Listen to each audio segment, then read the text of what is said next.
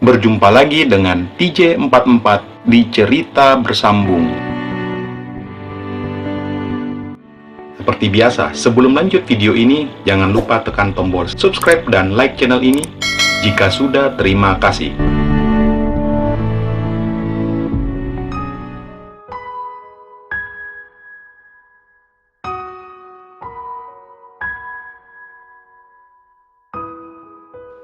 Kedua perempuan itu bermain bersama, tertawa bersama, membuat Aji segera menghampiri mereka.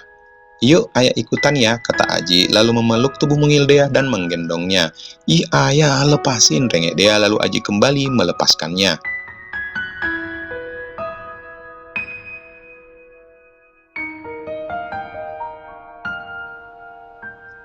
Mungkin inilah kebahagiaan yang akan Aji pertahankan, entah sampai kapan. Namun yang pasti Aji telah berjanji dalam hati bahwa Dea adalah bagian dari nyawanya saat ini.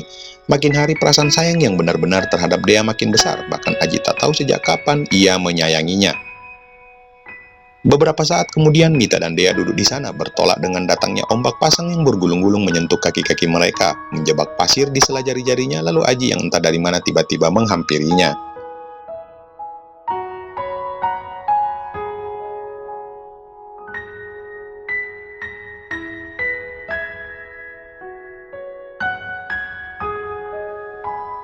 "Nih, ternyata pria itu baru saja membeli beberapa soft drink, lalu memberikan kepada Mita dan Dea." "Oh iya, ayah, aku pengen snorkeling." Aji mengernyit mendengar permintaan wanita itu. "Boleh?"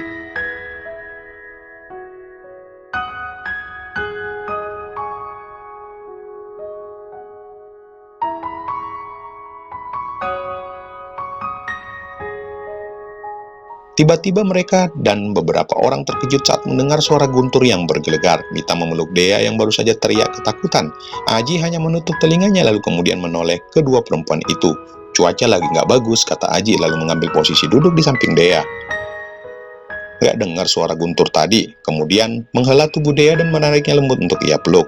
Namun Mita terlihat tak gentar dengan yang Aji katakan. Matanya masih saja memandang beberapa kapal bot yang mengantarkan beberapa orang menuju taman laut Bunaken.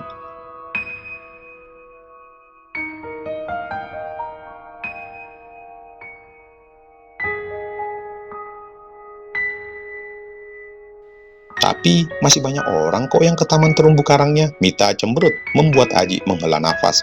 "Nggak boleh, nanti kalau terjadi apa-apa gimana?" Aji menatapnya tajam, membuat Mita kembali cemberut dan merasa kesal dengan Aji. "Mah, Dea takut ke tengah laut." Tiba-tiba Dea berucap. "Tuh, dedek aja takut, masa mama mau ke tengah laut sih?" ujar Aji. "Ayah pelit." Mita beranjak lalu berjalan meninggalkan mereka berdua sambil menghentak-hentakkan kakinya karena kesal. Buat apa coba jauh-jauh ke Bunaken tapi tidak snorkeling, atau setidaknya pergi melihat keindahan terumbu karang.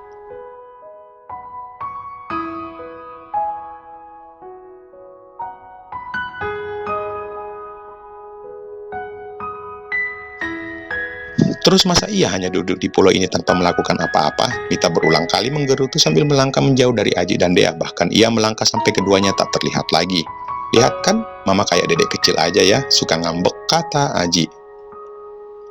Namun Dea sepertinya tidak mengubris candaan Aji barusan. Ia menoleh ke belakang dan mencari-cari sosok Mita. "Yah, mama kemana?" "Paling lagi beli sesuatu," Aji menjawab sambil membelai rambut gadis mungil itu, tapi belayan Aji tak menyurutkan rasa khawatir Dea.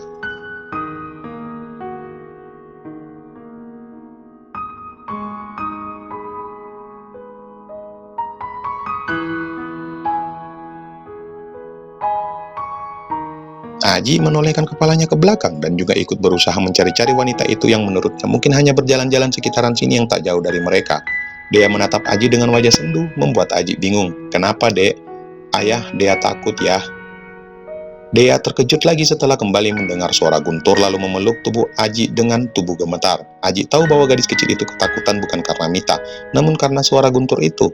Lalu ia memeluk Dea dan mengusap pundak gadis kecil itu. Kembali suara guntur menggelegar di langit yang sudah terlihat gelap.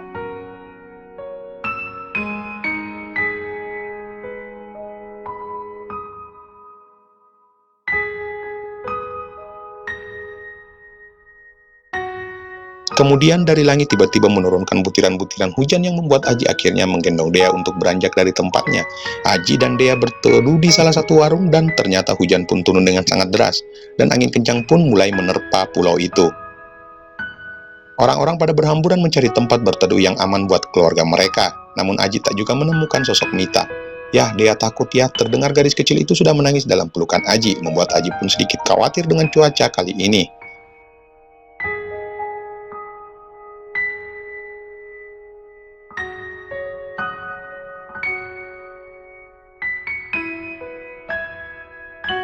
Berkali-kali langit membunyikan suara gemuruh guntur di atas sana, membuat semua orang menjadi panik, apalagi beberapa atap terlihat berterbangan karena diterpa angin kencang yang tiba-tiba muncul.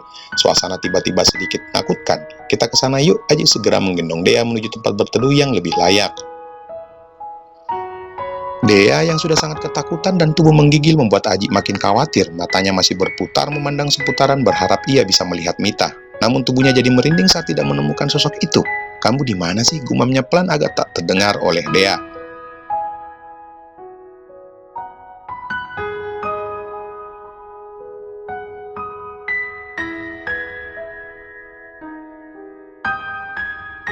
Sudah 10 menitan mereka berteduh dan memperhatikan beberapa warga yang mulai pemasang pengait agar warung-warung mereka tidak hancur diterpa oleh angin kencang. Sedangkan di lautan terlihat ganasnya ombak di tengah hujan deras dan kilat mulai menyambar-jambar, makin menambah suasana menjadi tegang. Membuat para pengunjung mulai berlarian panik bila terjadi apa-apa. Misalkan terjadi tsunami, membuat tubuh Aji bergidik dan merasa takut. Teriakan dari orang-orang pun mulai terdengar. Ada yang terlihat berdoa menurut keyakinan masing-masing, ada juga yang mulai menangis dan berharap hujan segera reda.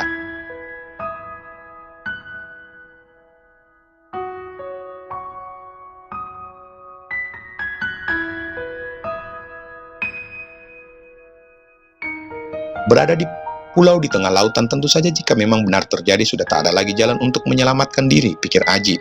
Yah, Mama kemana? Kembali Dea mengingatkan keberadaan Mita yang sejak setengah jam lalu tidak kelihatan. Anak itu tak berhenti ketakutan dalam pelukan Aji. "Iya dek, sabar ya, nanti pasti Mama datang kok," jawab Aji lalu matanya kembali melihat-lihat seputaran untuk mencari seseorang yang mungkin bisa ia titipkan anaknya itu agar ia bisa mencari keberadaan Mita. Aji melihat pemilik warung tempat ia berteduh.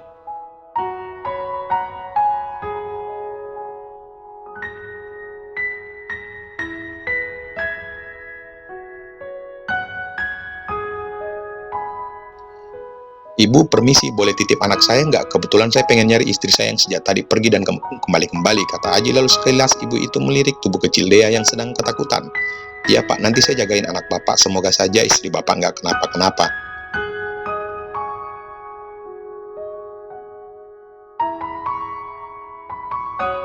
Dea memegang kuat lengan Aji dengan perasaan takut, namun Aji segera berjongkok dan memegang kedua lengan anak itu. "Dea, ayah cari Mama dulu ya, adik di sini dulu sama tante, bentar aja kok ya sayang." Aji mencoba membujuk anak itu, namun Dea masih saja menangis dan menarik-narik lengan Aji agar pria itu tidak meninggalkannya.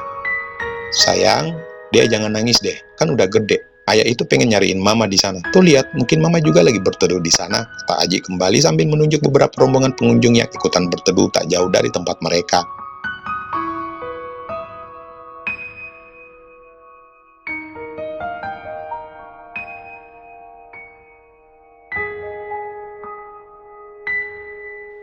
"Dea takut ya," kata Dea dengan tubuh yang menggigil. "Bentar Pak," kata ibu itu. Kemudian ibu pemilik warung itu segera berlari masuk ke dalam warung lalu mengambilkan sebuah sarung.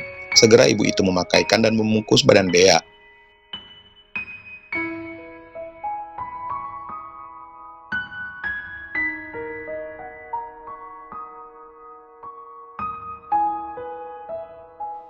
Kemudian ia menggendong anak itu.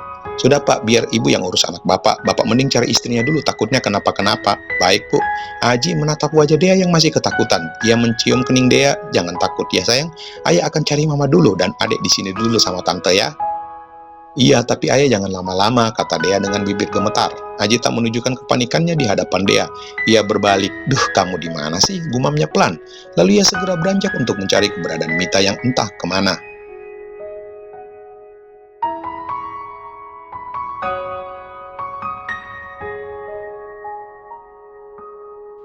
Aji berusaha mencari-cari di setiap warung dengan tubuh yang telah basah terkena hujan. Ia tak gentar dengan angin kencang yang menerpa badannya.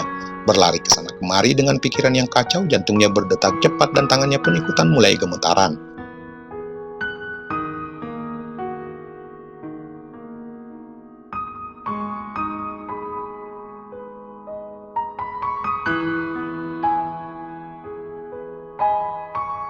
Aji bersusah payah melawan rasa takutnya yang memang siapapun yang melihat kondisi saat ini pasti akan ketakutan.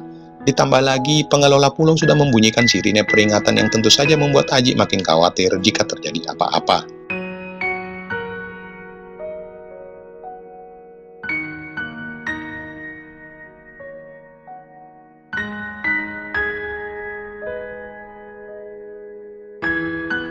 Tiba-tiba, suara seorang pria yang terdengar di beberapa speaker yang memang sengaja dipersiapkan oleh para pengelola.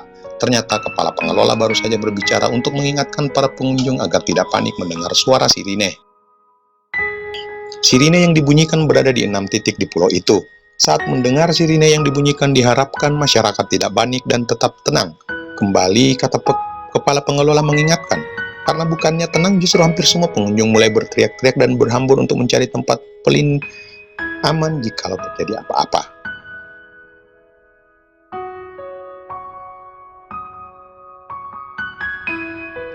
Kamu di mana sih, Mit? Gumam Aji yang kembali melangkah dan makin menjauh dari posisi Dea yang ia titipkan di warung.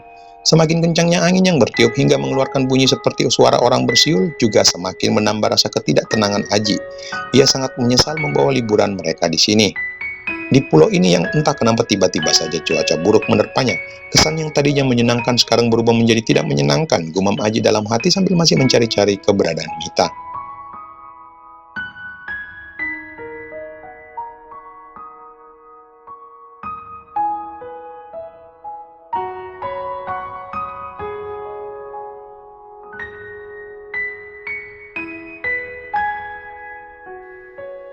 Angin kencang beserta badai juga masih tetap bermain dengan gaduh di pulau itu, sehingga beberapa orang yang berteduh yang berada dekat dari laut terkena imbas ombak yang telah menghantam naik ke daratan. Aji memejamkan kedua matanya sejenak. Berdiri di tengah-tengah riuh gaduh para manusia-manusia yang ketakutan dan belum sempat berbuat baik ataupun ada juga yang telah mempersiapkan diri jika terjadi apa-apa. Aji berdoa menyerahkan segalanya keadaan ini semua kepadanya. Lagi pula percuma apapun yang ia lakukan juga tak akan menyelesaikan masalah.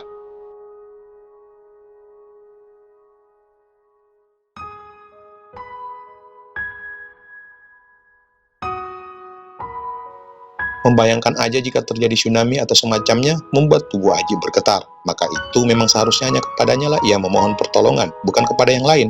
Dan di dalam doanya hanya satu yang ia minta, jika terjadi apa-apa, tolong selamatkan Dea.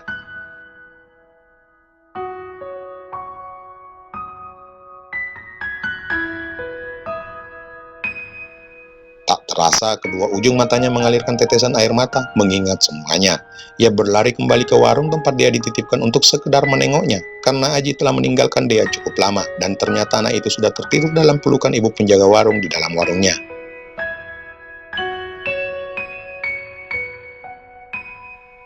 Dan kebetulan memang warung itu semi permanen, maka sedikit banyaknya mampu membuat anak itu tidak kedinginan lagi. Ibu itu melihat Aji yang baru saja tiba. Dia ketakutan, Pak, dan untungnya ibu udah kasih minum air hangat dan dia ketiduran. Maaf, Pak, ibu belum sempat mengganti pakaiannya dan sepertinya masih belum terlalu basah. Ya, Bu, makasih banyak sudah menolong anak saya, kata Aji dengan tubuh menggigil dan wajahnya terlihat sudah pucat. Belum sempat ibu itu melanjutkan omongannya, Aji sudah kembali pergi untuk mencari Mita yang sudah sejam lebih tak kunjung ia temukan. Rasa sesak Aji rasakan di dadanya saat belum menemukan keberadaan wanita itu.